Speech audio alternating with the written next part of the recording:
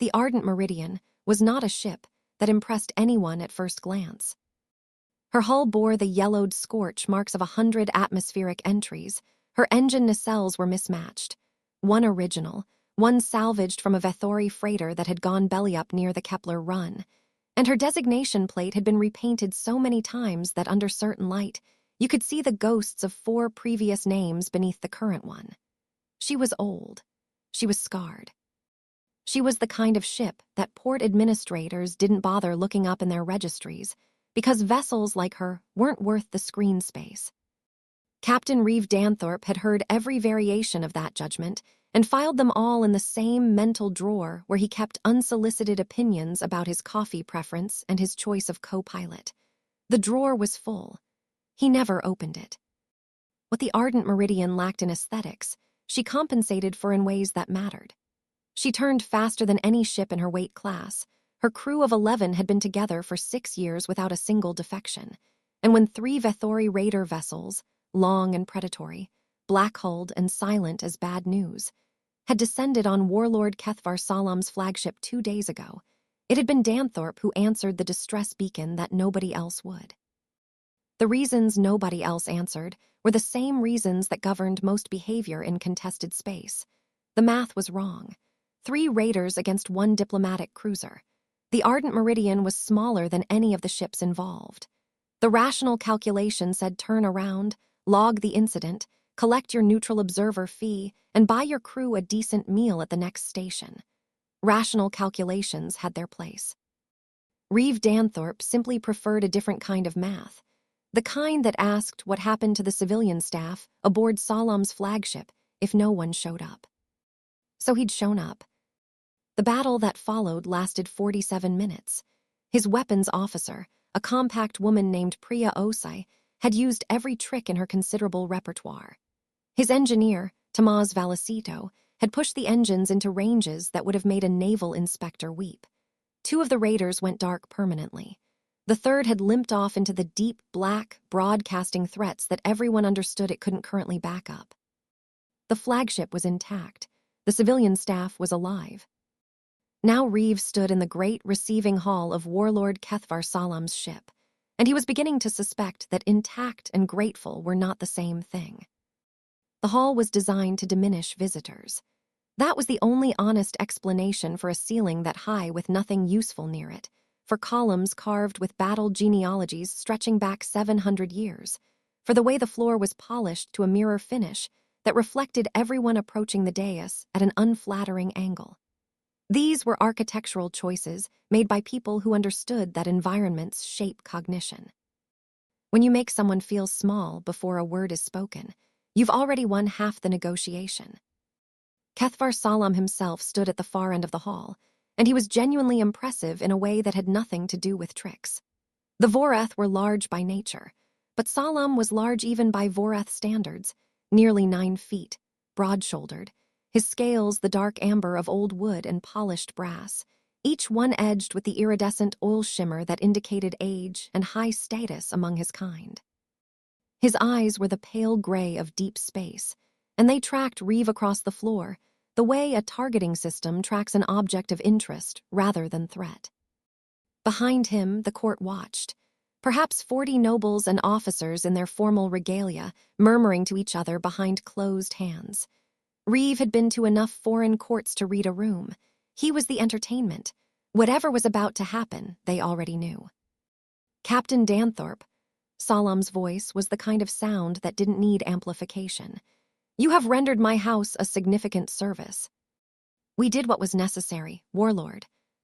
And what was necessary, in your estimation, was to risk your vessel and crew against 3 raider ships in defense of a foreign dignitary you had no contractual obligation to protect. Solaam's head tilted slightly. You did not even know my name when you answered the beacon. Didn't need to. There were people on that ship. A ripple moved through the court at that. Not laughter, exactly, more like the sound of a group of people exchanging glances they expected to share, but suddenly weren't sure about. Yes, Solaam said slowly. People. He straightened. In any case, you are owed payment for your service, and I am a man who pays his debts. Bring her forward. The shift in the hall was immediate. The murmuring became quiet laughter, suppressed but audible, the kind of sound that lives in the space between a punchline and its landing. 2 guards appeared from a side corridor, and between them rolled a chair. The young Vorath woman in it was perhaps 20 in human years. Her scales were the pale silver gray of winter frost, and her eyes were the deep amber that Solaam's weren't, not inherited from him, Reeve noted, which probably meant she'd gotten them from a mother the court no longer mentioned. She held herself with the rigid precision of someone who has spent a long time refusing to give observers the satisfaction of watching her wilt. Her spine was straight. Her chin was level. Only her hands betrayed anything, and only barely, the faintest tension at the knuckles where she gripped the armrests of her chair. But her eyes. Reeve had spent 20 years reading rooms and reading people, and her eyes were the most active thing in that hall. They swept the space in quick, methodical arcs. The guards' weapon placements, the exits, the positioning of the nobles, the distance between Reeve and the door. Not panic, not distress. Threat assessment. The ongoing, habitual threat assessment of someone who had learned early that information was the only advantage available to her. "This is my daughter," Solaam announced. "Lady Syvara Solaam, she is your payment." The court laughed openly now. Some of them didn't bother hiding it. Reeve stood very still. "Her legs are non-functional," Solaam continued, his voice carrying the flat cadence of someone reciting facts rather than expressing shame. "A condition present since birth. She cannot perform any of the duties expected of a noble of her station. She cannot stand in formal acknowledgement, cannot train in the traditional combat forms our culture requires, cannot fulfill the social obligations that constitute the value of a woman of her house. She is, in the precise economic sense, a liability." "But you are human, Captain. Your kind have always been generous in the interpretation of useful. Perhaps you will find some application for her." More laughter. One of the older nobles called out something in Vorath that Reeve's translation implant rendered as maybe he'll use her as ballast. Another offered a suggestion about furniture. Syvara Solaam looked at none of them. She was looking at Reeve. He walked toward her. The laughter quieted, not because anyone expected something significant, but because movement interrupted sound, and the hall's acoustics were designed to direct attention. He stopped in front of her chair and met her eyes at her level. "Lady Syvara," he said, "my name is Captain Reeve Danthorpe. I'd like to ask you something before I respond to your father." Her expression didn't change. "Then ask." "When you were watching this room from the moment you came in, and I watched you watch it, what were you calculating? Specifically?" A pause. She hadn't expected that. "The guard on the left rotates his grip on his weapon every 40 seconds, she said carefully. "Anxiety response. The exits are weighted. The south corridor has a shorter response time based on the foot positioning of the officers near it. And you," she added, "have been tracking the room the same way I have since you walked in. You noticed me noticing." "I did."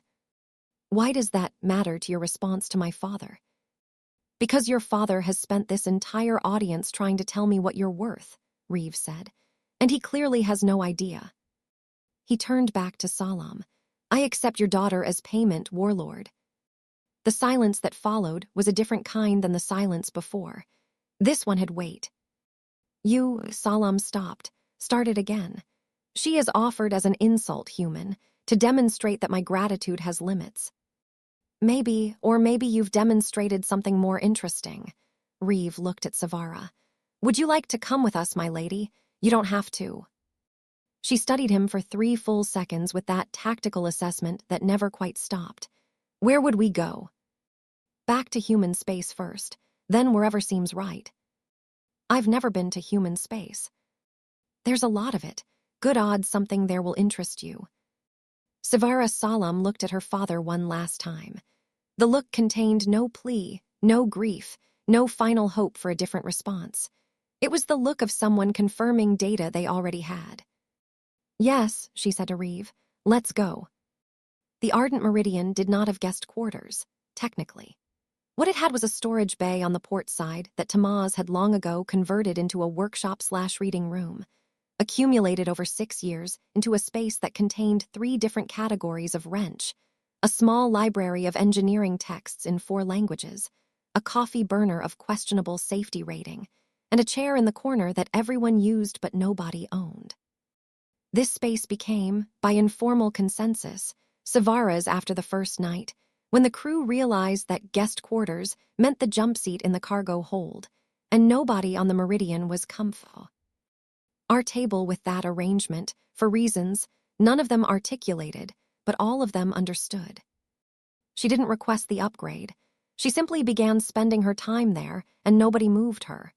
Within 2 days, it was simply her space, the same way spaces become anyone's space on a ship, by continuous presence and quiet usefulness. It took 4 days to reach Cashin Station, the nearest human settlement with proper docking facilities. In those 4 days, 3 things happened that Reeve filed away carefully. First, Tamaz, who was constitutionally incapable of being in the same room as someone without eventually trying to fix something in their vicinity, had started modifying Syvara's chair by day 2. Not because she'd asked, she hadn't, but because he'd noticed it vibrating at specific engine frequencies and had mentioned, offhandedly, that he could dampen that. She'd allowed it. By day 3, they were deep in a technical discussion about harmonic resonance and structural dampening that Reeve had to read the transcript of twice before he understood half of it. What struck him wasn't the content. It was the rhythm of the conversation, the back and forth of 2 people who think alike and are delighted to have found each other. Second, Priya had shown Syvara the weapons array on day 3, initially just to explain the ship's capabilities in the event of another engagement. Syvara had asked 3 questions. The third question, what's the rotational firing arc on the secondary turret, and why haven't you staggered the reload timing to eliminate the gap between salvos? Had stopped Priya cold for a moment before she'd pulled up the schematics and said, with genuine appreciation, "Nobody's ever asked me that before." The answer, they discovered together, was that nobody had thought to stagger the timing. The modification added an 11% improvement to the sustained damage output of the secondary array. Priya had bought Syvara lunch for a week without being asked. Third, Reeve had walked past the converted workshop at 300 on day 4 and seen Syvara at the navigation table, not using the standard charts, but running comparative analyses of 3 different route options between their current position and Cashin Station, annotating each with risk vectors and time-cost calculations. She wasn't doing this because anyone asked her to. She was doing it because she couldn't not. The compulsion to analyze, to map, to understand the terrain. It was simply how she was wired, and she'd clearly learned to exercise it quietly, in private, because her previous environment had offered no legitimate outlet. At Cashin Station, Reeve sat across from her in the workshop with 2 cups of coffee, one of which she'd already decided she disliked, but was too polite to say, and made an offer. "Stay," he said, formally as crew. She turned the cup in her hands. "What would I contribute?" "You've already contributed. The timing modification to the secondary array. The route optimization on the Cashin approach saved us 6 hours of travel. And you've been running tactical assessments on every system this ship has since day 2, which I suspect you think I haven't noticed." I was curious. Curiosity that improves our defensive capabilities is what I'd call a job skill. He leaned forward. "Syvara, I know you were told your whole life that you couldn't contribute because of how you move through a room, but I've never once in 6 years cared about how my crew moves through rooms. I care about what they do when they're in them." She was quiet for a moment. There was something different in her face now, not the tactical mask, not the rigid composure, but something quieter and more uncertain, the expression of someone encountering a concept they'd been denied so long they'd stopped believing it existed. This is the thing that environments do to people. The neuroscience is fairly straightforward. Repeated exposure to negative assessments restructures the way a mind evaluates itself. The technical term is internalized schema, the process by which external judgments become internal beliefs, not because the person chose to accept them, but because the brain, exposed to consistent signals long enough, begins treating them as facts about reality rather than opinions about worth. Children raised in environments of conditional approval develop self-evaluation systems that default to inadequacy. Adults operating in systems that assign fixed categories to people begin to perceive those categories as natural rather than imposed. Syvara had spent 20 years being told, in explicit and architectural and social terms, that she was the object of a system's failure rather than a person navigating it. That kind of sustained messaging doesn't leave the mind undamaged. The intelligence was still there, blazingly intact, as it turned out, but wrapped around a core of doubt that had been installed by people with no right to wins. The doubt didn't come from her. It had been built around her, the same way a tree grows around a fence post. The tree is not the post, but you cannot simply remove the post without dealing with what's grown around it. "What rank?" she asked finally. Reeve didn't smile, because she wasn't asking a joke. "We'll start with systems analyst and see what the role grows into." "That's not a standard naval designation." "We're not a standard naval vessel." She considered this. "I want access to the full tactical database, all of it, not just the operational summaries." "Done." "And I want Tamaz to finish the chair modifications. The vibration dampening is good, but the turning radius is still inefficient." "He'll be delighted." "One more thing." She set down the coffee cup. "I don't want to be a story your crew tells. The alien you rescued, the charity case, the sad girl in the chair. I want to be the person who does her job." "That's exactly what you'll be," Reeve said. "The story part is unavoidable. Humans talk. We can't help it. But I can promise you it'll be a different story than the one you're used to." She said yes. 2 weeks later, the Ardent Meridian received a distress call from a convoy of civilian transports near the Dreven Passage. It would be Syvara's first real test, and she didn't know it yet.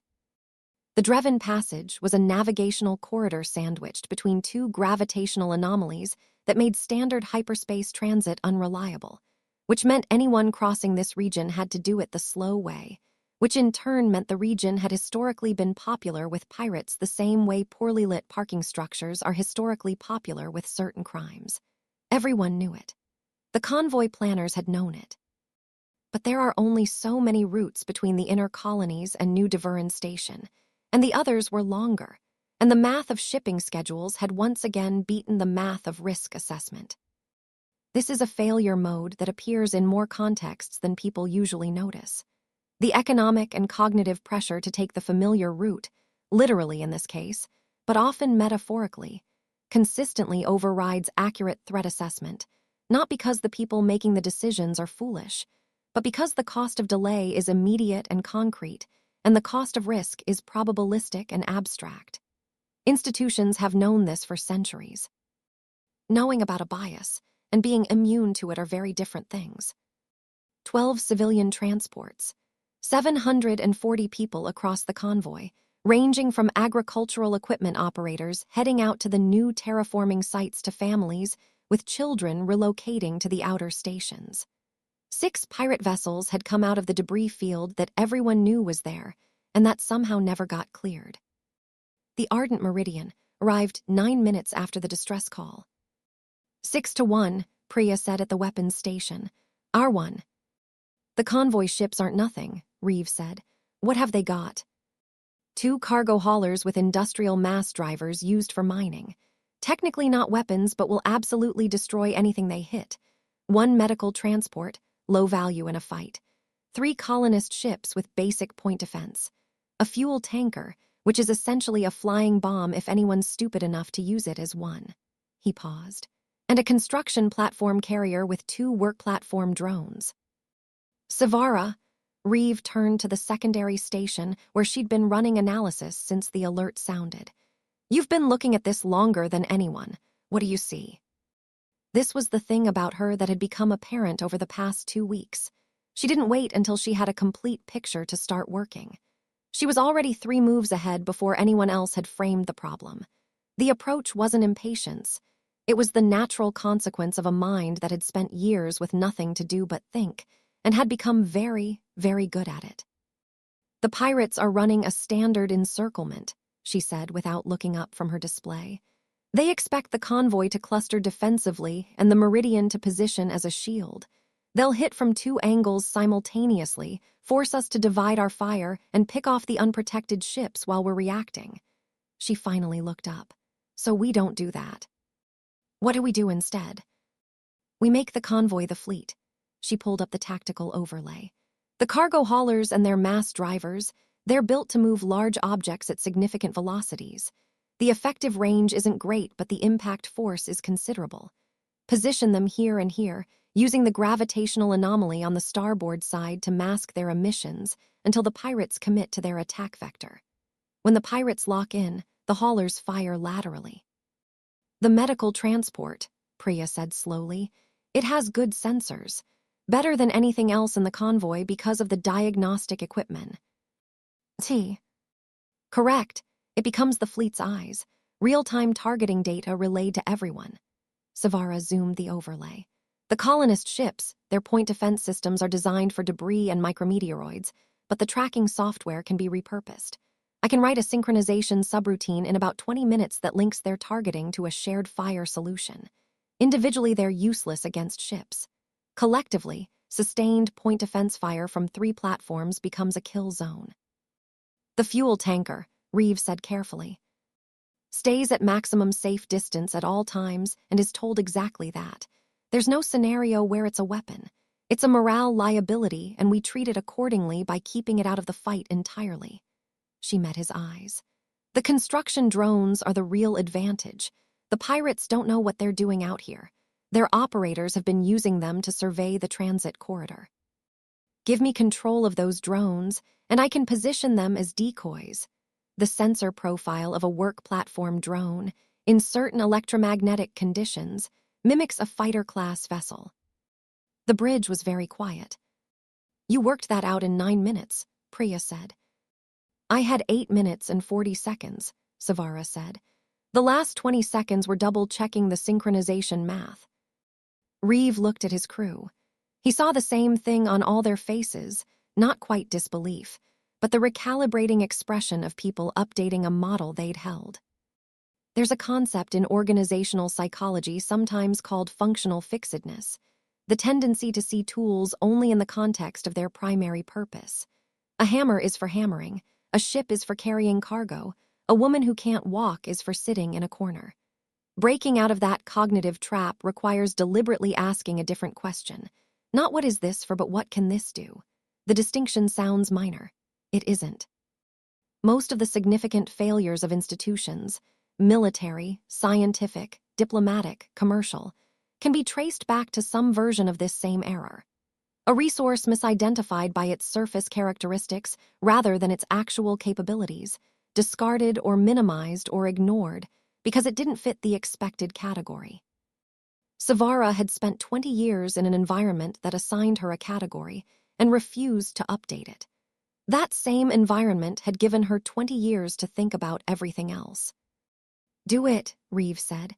Priya, coordinate with the hauler captains.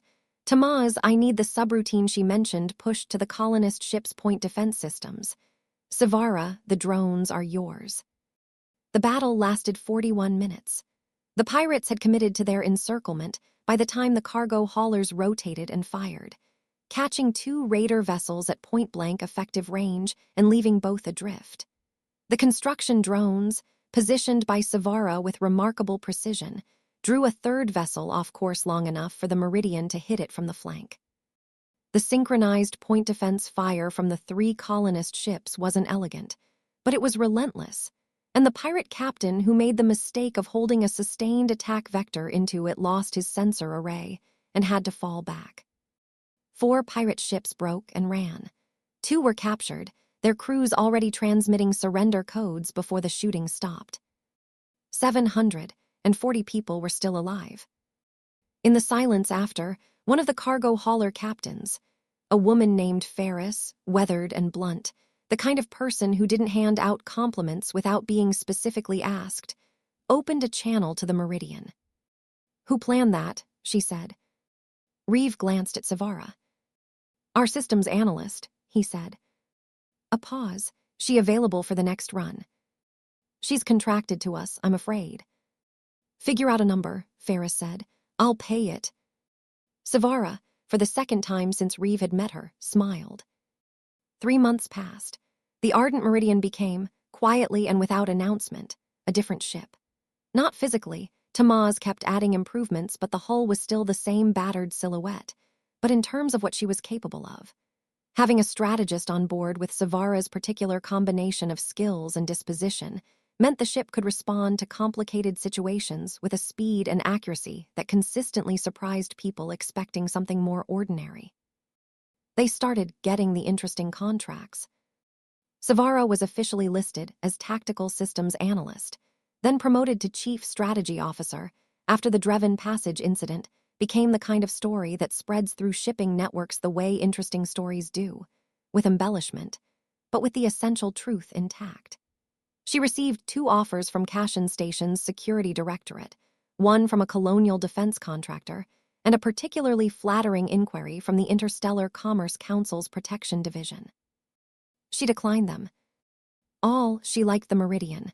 She liked the crew. She had begun, carefully and without making a production of it, to like herself. Which is why the message from Syvara Solaam arrived at the worst possible time.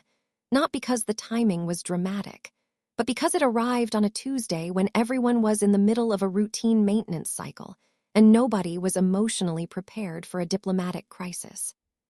The message came through Haven Station's long-range relay. Warlord Syvara Solaam, accompanied by 11 warships including 2 heavy cruisers, had exited hyperspace at the station's outer marker and was requesting, which in this context meant demanding, an immediate channel to Captain Danthorpe. Priya was the one who flagged it. Captain!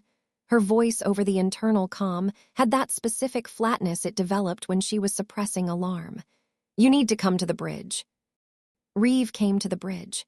Syvara followed, because she'd learned that when Priya's voice did that thing, following was the correct response. The view screen showed Salaam's flagship, a ship that had once needed the Ardent Meridian's help, now accompanied by a fleet that made Haven Station look like a waypoint marker. The heavy cruisers alone were 3 times the size of anything the station had on hand. This, Tamaz said from his station, is what you get for doing favors. Solaam appeared on the channel. He looked composed and cold in the way that powerful people look when they've decided the outcome and are going through the procedural motions of arriving at it. Captain Danthorpe, you have something that belongs to me. Warlord Solaam, Reeve kept his voice easy. This is a surprise. I imagine it is. You thought you were clever, accepting a cast-off, retreating into human space, assuming distance would serve as a barrier. Salaam's gaze moved past Reeve. Syvara. Syvara wheeled forward, so she was visible in the camera frame. Father. You are wearing their uniform. He said it the way someone might say you are wearing someone else's skin. I've earned it. You have been manipulated into believing you've earned it. You are 3 months removed from the only culture you understand, being used as a tool by people who don't share your values, your language, or your history. The composure cracked slightly at the edges, and what showed through wasn't cruelty, it was something more complicated, a conviction so total it had calcified into certainty. Return with me. Whatever they've told you, whatever roles they've invented for you, they don't change what you are.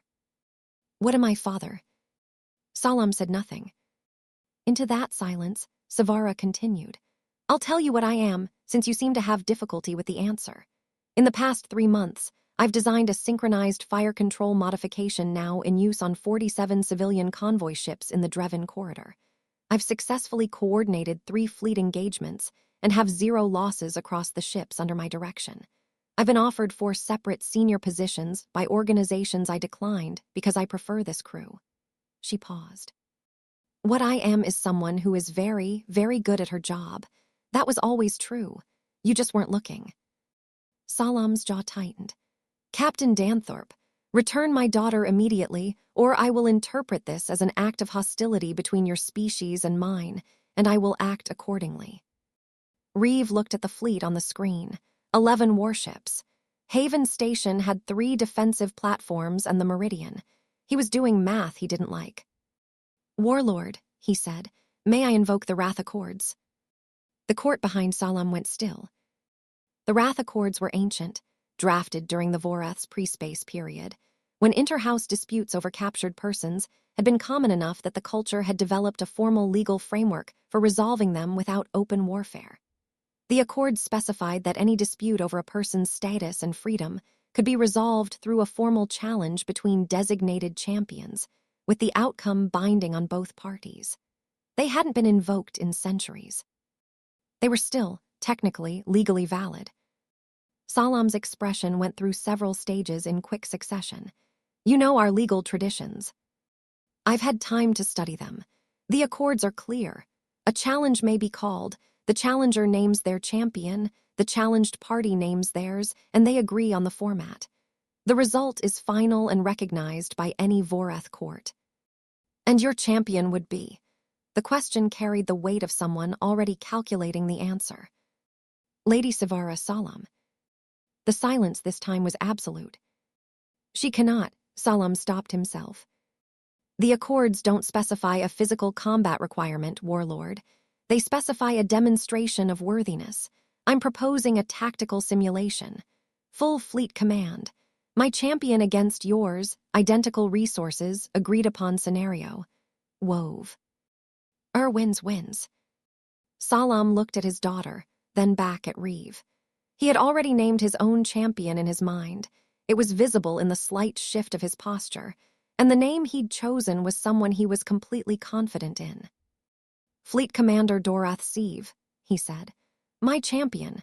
He has held that position for 30 years and has never lost a fleet engagement. Agreed, Reeve said. And if my champion wins, Syvara returns home and stays there, permanently. Agreed. And if our champion wins, Syvara is recognized as free, her choice of life is binding, and your fleet leaves this station without incident. Solaam looked at his daughter one last time. You'll lose, he said, as you have always lost. Syvara met his gaze steadily. You've been wrong about me before, father. The challenge was set for the following morning.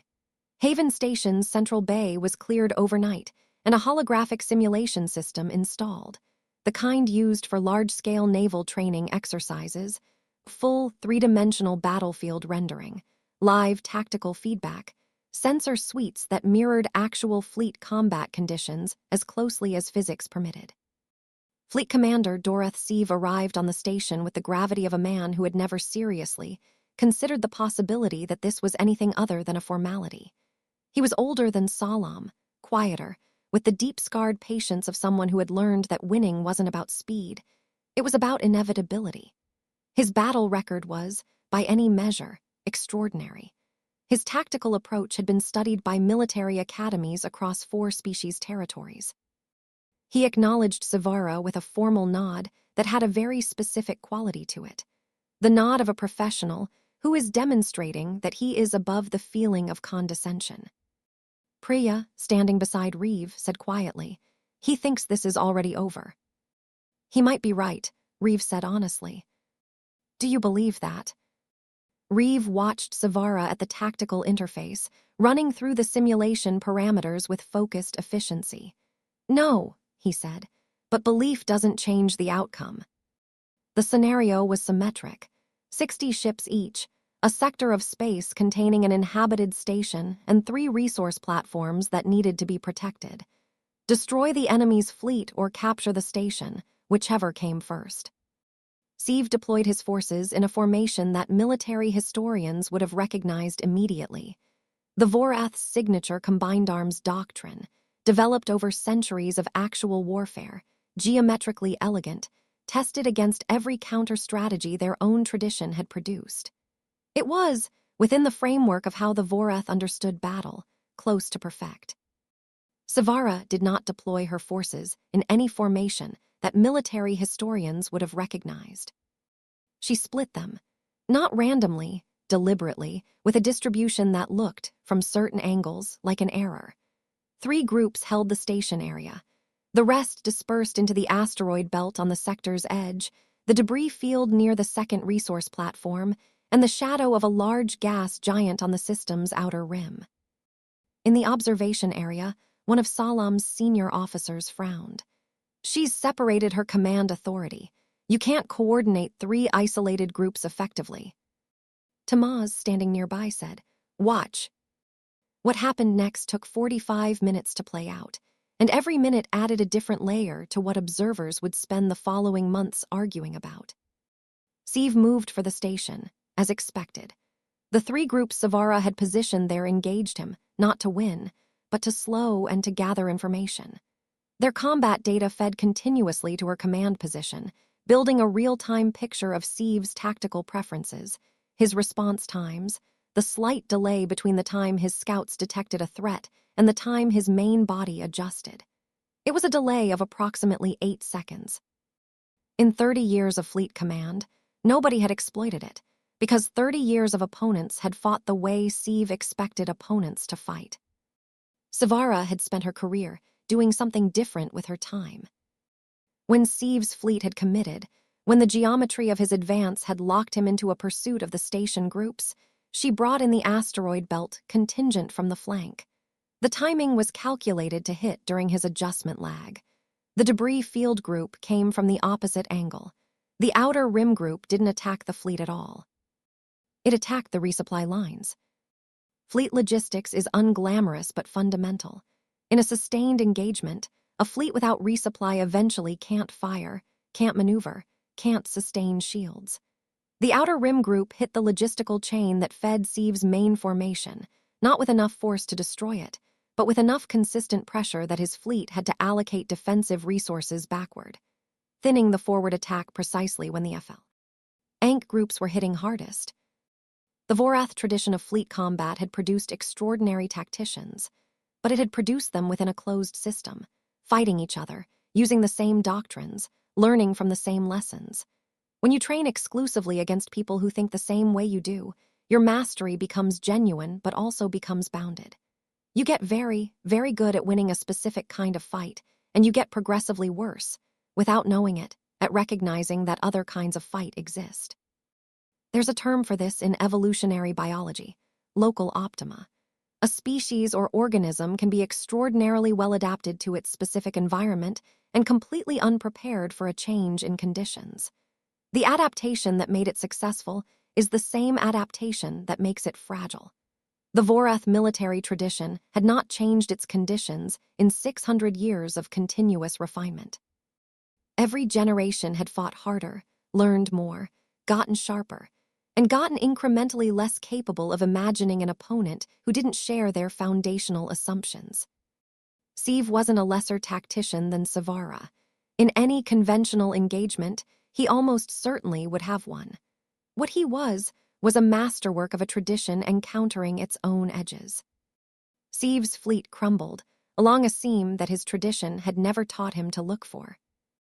When the simulation ended, 41 of Siv's 60 ships were destroyed or captured. Syvara had lost 11. The bay was quiet in the way that spaces get quiet when something has happened that people are still processing. Doreth Siv stood at his station for a long moment without moving. Then he crossed the bay, and he stopped in front of Syvara, and he looked at her with the measured expression of a man revising something fundamental. "How did you know about the adjustment lag?" he asked. "I didn't," she said. "I created conditions where I could measure it and then built the timing around what I found." You ran a real-time assessment of a fleet commander during an active engagement, and then restructured your tactics to exploit a window of less than 10 seconds. "It's not complicated in principle," she said. "Every mind has response patterns. Combat experience builds habits. Habits have timing. If you're paying attention to the right thing rather than the most obvious thing, the timing becomes visible." Siv was quiet. "I've never lost a simulation." "You've never fought a strategy you hadn't encountered before." The old commander nodded once, slowly. It wasn't a nod of agreement with being beaten. It was a nod of recognition, the acknowledgement of something true. Syvara Solaam had been watching from the observation platform. His court was around him. Some of his own officers were already talking to each other in low voices with the energy of people who have just discovered something they want to understand better. Syvara looked up at her father. She didn't say anything. There was nothing to say that the result hadn't already said. Solaam kept his word. He was a man who understood the architecture of legitimate power, which meant he understood that a structure built on exceptions to its own rules eventually collapses. The Wrath Accords had been invoked. The challenge had been completed. Syvara was free by the binding terms of his own legal tradition. His fleet withdrew from Haven Station's outer marker within 6 hours of the challenge's conclusion. Before leaving, Solaam stood in the station's diplomatic corridor for a private conversation with Syvara that Reeve was not present for. He didn't know what was said. He never asked. When she came out of that corridor, her face was composed, and whatever had happened in there was something she'd carry privately, which was her right. What she said to Reeve, later that evening, in the converted workshop while Tamaz was running post-maintenance diagnostics 2 sections over, was this. He told me I'd brought shame to our house. I told him I'd lived without being seen for 20 years and that once you've been seen properly, there's no going back to invisible. She was quiet for a moment. He didn't have anything to say to that. That's something, Reeve said. It's not forgiveness, she said. It's not understanding. It might be the beginning of something or it might be nothing. She looked at the viewport. But I'm done waiting for his verdict on my life. 3 weeks after the challenge, 2 things happened nearly simultaneously. A junior officer from Salaam's house, a young Voreth named Ithvar, 21, sharp-eyed and visibly frustrated by the limits of his training, sent a formal request to the Ardent Meridian asking whether it was possible to arrange some manner of tactical exchange. He'd been one of the officers watching the simulation from the observation platform. He'd taken very detailed notes. The day after that request arrived, Reeve received a message from Fleet A. Admiral Soren Yates at Earth Command, whose message had the specific warmth of someone who is trying to be casual about something they're actually quite excited about. Reeve heard about the challenge. Word travels fast. 3 requests came through this week from Voreth houses asking about exchange programs. Not sure what you did out there, but Central Command wants to talk about it. Bring your crew. The Ardent Meridian arrived at the Central Command installation 2 weeks later, Syvara's challenge record preceding them like a signal flare. In the conference room, genuinely, embarrassingly formal, with the kind of lighting that made everyone look like they were testifying, Reeve and Syvara sat across from Admiral Yates and 4 members of the Interspecies Relations Directorate. What we want to understand, Yates said, is how much of what happened was specific to this situation and how much is replicable. Replicable, Syvara said without hesitation. Yates looked at her with the careful attention of someone recalibrating. Explain. The challenge was tactical, but the principle is structural. Isolated systems develop blind spots relative to systems they haven't interacted with. Voreth military doctrine is excellent within its own tradition and limited outside it. Not because their officers lack ability, but because they've only ever faced variations of each other. Human tactical doctrine has different strengths and different limitations. The gap between them is where neither side can see clearly. And an exchange program addresses that. An exchange program does more than that. Syvara pulled up a document she'd prepared during the trip. Reeve had seen her working on it for 3 days and had pointedly not looked at it, because she'd asked him not to until it was finished. Officers who train across traditions don't just learn new tactics. They learn to recognize their own assumptions. When you've fought alongside someone who solves the same problem a completely different way and reaches the same answer, it forces you to separate the method from the goal. That's not just military value. That's the fundamental cognitive tool for alliance building between different species. The room was quiet with the specific quality of silence that meant people were taking notes mentally. You wrote this during the transit, Admiral Yates asked. I've been thinking about it for 3 months, Syvara said. The transit was just when I had time to write it down. The program was approved, conditionally, within a month. 3 Voreth houses participated in the first cohort. Ithvar was among the first 6 officers to arrive, and he turned out to be as impressive as his note-taking suggested. the kind of person whose intelligence expresses itself most clearly when placed in an environment that actually challenges it. The human side sent officers who were specifically selected for adaptability rather than rank, which was a deliberate choice that caused some internal friction with the more traditional elements of the command structure, and was absolutely the right call. The reasoning behind that selection philosophy was simple and easy to miss if you were looking at it from inside an institution. Rank, in most military organizations, is a proxy for accumulated competence within a specific tradition. An officer with 30 years of experience has 30 years of highly developed pattern recognition, which is extraordinarily valuable and also, in genuinely novel situations, can be actively counterproductive. The officers best equipped for cross-traditional exchange weren't necessarily the most experienced ones. They were the ones who had remained genuinely curious, who could sit with discomfort and not immediately resolve it into a familiar category. Adaptability and curiosity are not the same as inexperience. They're a different kind of competence, one that institutions tend to underpay. Syvara ran the joint training curriculum. Not because anyone assigned her to it, she'd structured it, proposed it, and presented a 6-month implementation plan that was more detailed and internally consistent than anything the directorate's own staff had produced on shorter timelines. It would have been strange to give it to anyone else. The first joint exercise took place 4 months after the challenge. 14 ships, 7 human, 7 Vorath, running a combined operation in a sector that had historically required separate patrols that never quite coordinated. The results weren't perfect. There were communication failures, one near collision caused by a translation gap in emergency protocols, and a tense 2 hours in the second day where a misunderstanding about chain of command nearly ended the exercise early. But no one died. The mission was accomplished.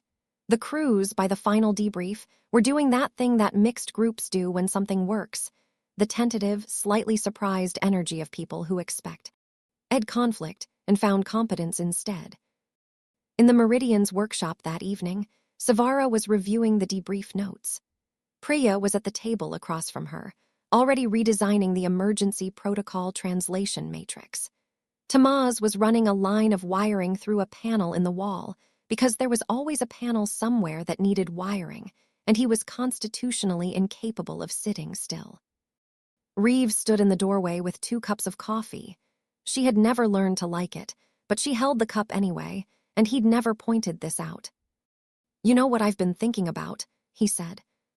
"You think about a lot of things. You'll need to be more specific." "That haul on your father's ship." He leaned in the doorway. He was trying to embarrass me. He thought handing me a burden was a punishment.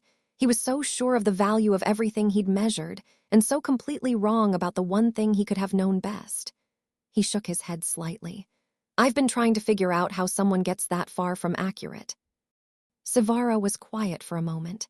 He measured things by the uses they were designed for. A cup that doesn't hold liquid is a broken cup, except I was never a cup. He just never considered what I might actually be. "What are you?" Priya asked, without looking up from her panel. "Someone who plans things." Syvara looked at her notes. "Specifically, someone who is currently planning the second joint exercise, which will involve 22 ships and needs to be substantially better than the first one in 3 specific areas: emergency communication protocols, command handoff procedures during sustained engagement, and the sensor-sharing framework, which worked but had latency issues that almost cost us twice in the second day." She looked up. "Also, Ithvar tells me there are 2 more houses considering participation. And the Interspecies Relations Directorate has received preliminary interest from the Chalari Collective, which is a different species entirely, and presents a distinct set of doctrinal incompatibilities. Their command structure is consensus-based rather than hierarchical, which creates response time challenges that I think we can work around if we restructure the early orientation phase to address decision authority explicitly rather than assuming it transfers naturally." "You're expanding the program," Reeve said. "I'm solving the problem the program exists to solve," she said. "The point was never a tactical exchange. The point was that species with no framework for understanding each other keep ending up in unnecessary conflicts because they mistake difference for threat. The exchange program creates a framework. It creates officers on both sides who have sat in the same room, run the same scenario, and trusted each other when the outcome was uncertain. She paused. That's harder to destroy than a treaty. Treaties are documents. What we're building is memory. Tamaz, still threading wire through the panel, said without turning around. She's going to end up running the directorate. I'm going to end up running the Meridian, Syvara said. Reeve raised his coffee cup. That's already true. She looked at him for a moment, and the expression on her face was the one he'd first glimpsed in that terrible hall on her father's ship. The one underneath the tactical mask, behind the rigid composure, the thing that her environment had almost buried. Not hope, exactly. Something more durable than hope. Certainty. The quiet, grounded certainty of someone who has found the place where their particular kind of mind is not just tolerated but necessary. Syvara Solaam, thousands of light years away, was probably still trying to understand what had gone wrong. He would likely produce explanations, manipulation, corruption, the instability of alien influence. The explanations would comfort him. They would not be accurate. The accurate explanation was simpler and, to him, probably less acceptable. He had possessed something extraordinary and had not known how to look at it. He had given it away as a joke, and the joke had become the foundation of something that was, very quietly, changing how the species of the galaxy related to each other. The Ardent Meridian broke dock 2 days later, headed for the Chalari Collective's outer relay station, and whatever came next. 14 ships, the same mixed fleet from the first exercise, fell into formation beside her. Ithvar was commanding one of the Vorath vessels, young and still making the adjustments all new commanders make, but already thinking in the hybrid tactical language that the program was building. The formation was imperfect. It would get better. The stars were the same stars they'd always been. The people looking at them were, in small but irreversible ways, different. That was enough to start.